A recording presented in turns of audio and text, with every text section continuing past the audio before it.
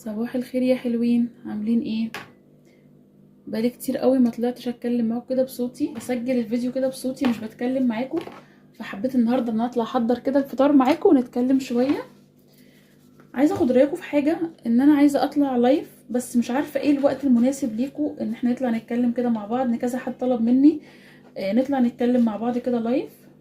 فقولوا لي كده رايكم ايه، يعني الوقت المناسب ليكم يكون مثلا الصبح زي كده وولاد في المدرسة، ولا بالليل مثلا بعد ما يناموا، ولا الوقت اللي هو بتاع المغرب.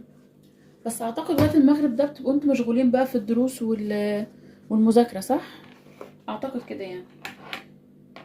انا هعمل فطار معاكم ايه النهارده. معايا قطعة جبنة وقطعة حلاوة، سندوتشين عيش فينو، وطبعا كوباية الشاي الراعي الرسمي للفطار بتاعي. لازم كده اشرب لي، هي مش كوباية تحسوا ان هو جردل ده ولا ايه، كوباية شاي كده ما شاء الله كبيرة يعني.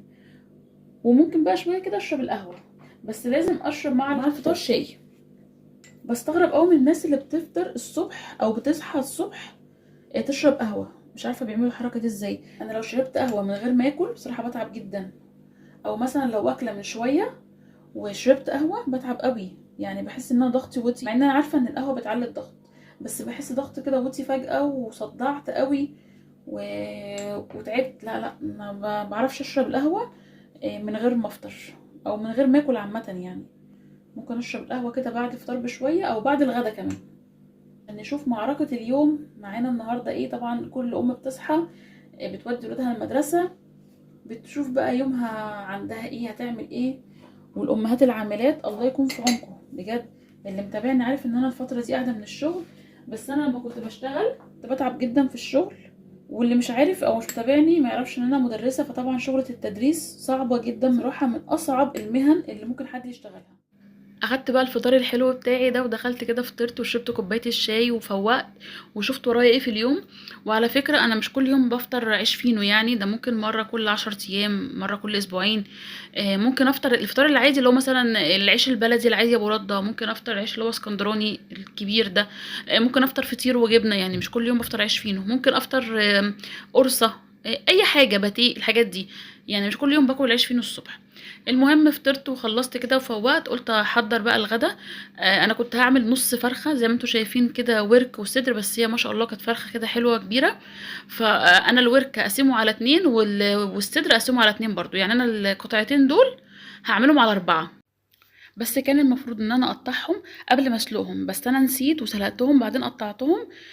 فالافضل انت لو تقطعي الفراخ قطعيها قبل السلق عشان تاخد شكلها كده، يبقى شكلها متساوي وتتسلق على الشكل ده وتطلع بالشكل اللي هو مظبوط. انما اما تقطعيها بعد السلق تحس ان هي مش مظبوطه كده. كمان مش بسلق الفراخ كده وهي بيضة، لازم ادعكها دعكة كده ببصلاية مفرومة او بصلاية كده مبشورة بملح وفلفل اسمر. بس انا اليوم ده كان عندي البصل على قد الاكل اللي انا هعمله، ما كانش عندي بصل تاني اعمل بيه الفرخة، فقلت تمام مش مهم، ادعكها كده بملح وفلفل اسمر، بحيث ان هي لما تاخد الصدمة في الحلة ما تبقاش فيها زفارة. يعني هي اصلا الفلفل الاسمر انتوا عارفين ان هو بيضيع الزفارة. فلما ادعكها كده بملح وفلفل اسمر وسبتها بتاع 10 دقايق كده يعني تشربهم، وجيت حطيتها في الحله مش هتطلع اي ريم خالص في الشوربه. اقول لكم ان انا بعمل الشوربه بتطلع ما شاء الله ما شاء الله تحفه، لان انا مش بحط ميه على النار واسيبها تغلي وبعدين اروح منزله فيها الفراخ او اللحمه. لا، انا بدي اول حاجه صدمه للفراخ او اللحمه، وبحط معاها الحاجات دي اللي هي طماطمايه بصلايه ورق لورا 3 وحدات و3 وحدات حبهان، وكمان لو عندي جزر بحط جزرايه، بتخلي الشوربه تحفه ولونها كده جميل قوي وتشرب والله كده من غير اي حاجه. فانا بعمل ايه، بحط الحله على النار، بحط فيها قطعه سمنه صغننه خالص او قطعه زبده، يعني اي حاجه ادي بيها صدمه للفراخ.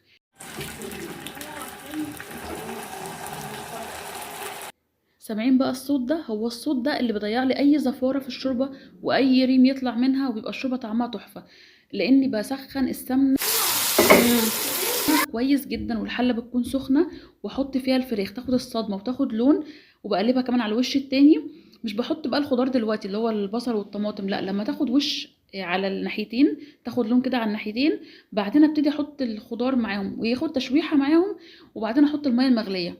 احلى طريقه للشوربه سواء فراخ او لحمه، وتاخدي احلى شوربه صافيه وطعمها جميل جدا وريحتها حلوه ولونها كمان حلو قوي.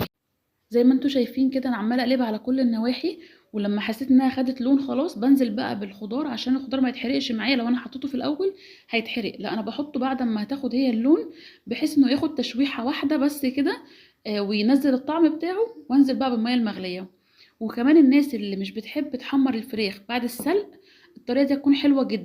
الفراخ مش هتكون لونها ابيض كده اللي هو لون السلق ده، لا هتكون واخده لون وفي نفس الوقت هي مسلوقه. فبصراحه تحفه جدا الطريقه دي، جربوا الشوربه بالطريقه دي مش هتندموا. سبت بقى الشوربه على النار، وعملت شويه رز. بعد ما ابتديت اعمل في الاكل اكتشفت ان انا ما عنديش شعريه، فكانت الصدمه هنا. وما كنتش عايزه اعمل رز واحده واحده، فقلت اتصرف، طبعا احنا بنحب نتصرف في الازمات. فعملت رز بلسان العصفور، يعني كنت اول مره اجربه بس والله طلع حلو، يعني ما ضايقنيش خالص، ما حسيتش بطعم او بفرق فظيع يعني، لا كان حلو.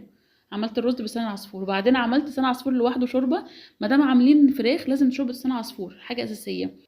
انا بحمرها الاول في السمنه، واقول لك على تكه حلوه جدا تخلي لسان العصفور معاكي كلها لون واحد، مبقاش واخده حبه لون وحبه لون. اديها رشه ملح وانت بتعمليها هتبقى كلها لون واحد. وبعدين بحط عليه طبعا الشوربه اللي بتكون سخنه، شوربه مغليه وسخنه، وبتاخد غلوه واحده بس وبطفي عليها، وبتكمل سواها بقى وهي مطفيه، والشوربه سخنه بتسويها بتبقى تحفه، ولا بتشرب شوربه زياده ولا بتعجن ولا بتكون ناقصه سوا، بتبقى جميله جدا. وعملت بقى كمان جنبهم حلة كده كوسة. عايزه اقول لكم ان الكوسه مفيده جدا جدا للاطفال ومفيده للكبار، مفيده للقلب، حلوه جدا. انا زمان ما كنتش بحب الكوسه دي نهائي، ما كنتش باكلها خالص خالص، ولا في محشي ولا في طبيخ ولا اي حاجه، بس مؤخرا بقيت احبها. وكده الاكل كله كان استوى الحمد لله واتغدينا. بالليل بقى كده كنت حاسه ان انا عايزه انقنق في اي حاجه تكون فيها سنه ملح، كنت حاسه ان انا ضغطي كده واطي شويه، فقلت اعمل شويه فشار. بس ما عملتوش بالملح عادي كده زي كل مرة بنعمله، لأ جبت طعم من العطار، طعم الجبنة بصراحة تحفة، خلى الفشار في حتة تانية. جربوه كده لأطفالكم، لأن الفشار بصراحة مفيد جدا للأطفال. وممكن الأطفال تحب الأطعم اللي هي تتجاب من بره، تاخد كده رشة طعم يغير طعم الفشار، وكمان مدي نكهة الفشار اللي احنا بنجيبه في أكياس من السوبر ماركت، اللي هو الفشار المعبأ في أكياس ده، اللي بيكون فيه طبعا مواد حافظة، مواد صناعية، وكل الكلام ده. وممكن كمان تحطيه كسناكس كده في اللانش بوكس لاولادك، فيبقى حلو قوي. انا عملته بقى بالطريقه العاديه خالص، اللي حطيت شويه زيت الاول والذره وشويه ملح، بس شويه ملح مش كتير يعني، حبه ملح صغيرين، لان انا عامله حساب ان الطعم الجبنه اكيد فيه ملح. فشويه ملح كده صغيرين، ولما استوى معايا وفشر كده حطيت بقى رشه الطعم الجبنه وقلبته كويس في بعضه. لازم يتقلب كويس عشان كله ياخد الطعم. وعلى فكرة هو مش غالي خالص يعني، الحبة دول انتوا شايفينهم في الكيس ده تقريبا ب10 جنيه او 15 جنيه، هو مش غالي بس بيدي طعم حلو. ودلوقتي الاكياس اللي بره الكيس بيكون ب5 جنيه، وفيه شوية صغيرين قوي كده ومواد حافظة بقى وكله بلاوي، فالحاجات دي في البيت احسن وانضف. يا رب يكون الفيديو عجبكم النهاردة واتبسطتوا معايا، استنوني في فيديو جديد، ما تنسوش اللايك واشتراك في القناة بتاعي حلو زيكم. مع السلامة يا حلوين.